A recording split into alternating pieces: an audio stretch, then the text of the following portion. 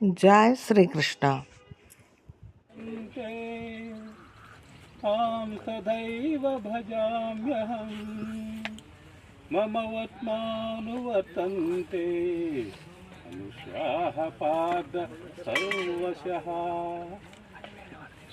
దాని యొక్క అర్థం అంతా కూడా ఎవరెవరు ఏదైతే కోరుకుంటారో వారి మనసులో ఏదైతే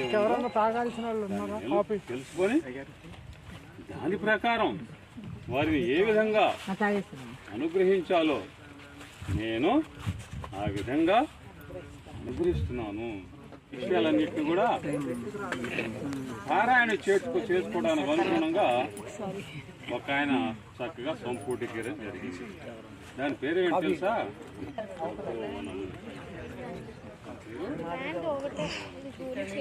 నెక్స్ట్ యద్భావం.